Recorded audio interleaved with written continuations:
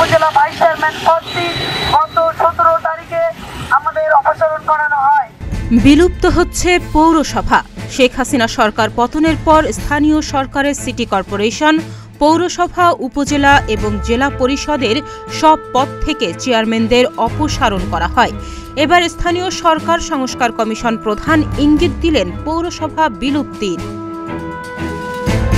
এর আগে সারা দেশের 495 উপজেলা পর্যায়ের ভাইস চেয়ারম্যানদের অবস্থান কর্মসূচিও কার্যত কোনো পরিবর্তন আনতে পারেনি।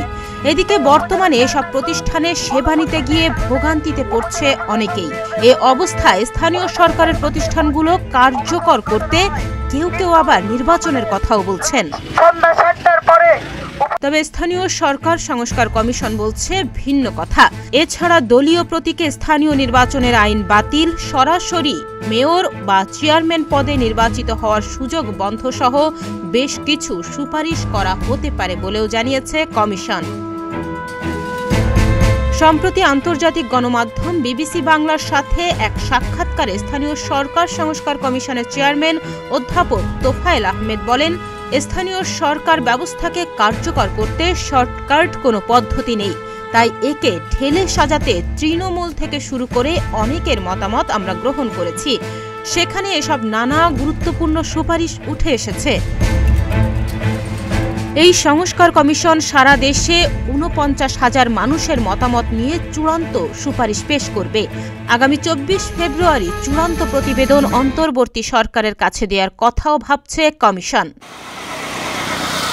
তবে সংস্কার কমিশন এই প্রশ্নে এখনই কোনো সমাধান দেখছেন না। কমিশন মনে করছে সংস্কার প্রস্তাব বাস্তবায়ন করা গেলে চাইলে একই দিনে স্থানীয় সরকারের সবগুলো প্রতিষ্ঠানে ভোট করা সম্ভব।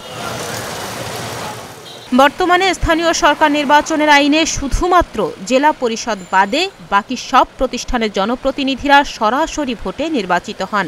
সম্প্রতি স্থানীয় সরকার সংস্কার কমিশন তৃণমূল থেকে নির্বাচন পদ্ধতি ঢেলে সাজানোর প্রস্তাব দিয়েছে। প্রস্তাব অনুযায়ী সরকারি চেয়ারম্যান বা মেয়র পদে ভোট না করে ওয়ার্ড ভিত্তিক কাউন্সিলর বা মেম্বারদের ভোটে মেয়র বা চেয়ারম্যান নির্বাচিত হবে। এ বিষয়ে অধ্যাপক তোফায়েল আহমেদ বলছেন, এতে একক কর্তৃত্ব কমবে এবং স্থানীয় সরকার মন্ত্রণালয়ে কাউকে বরখাস্ত করতে পারবে না। একই দিনে সব প্রতিষ্ঠানে ভোট করার সুপারিশও করা হয়েছে। দলীয় প্রতীক বাদ দিয়ে নির্বাচন করার প্রস্তাবও রয়েছে।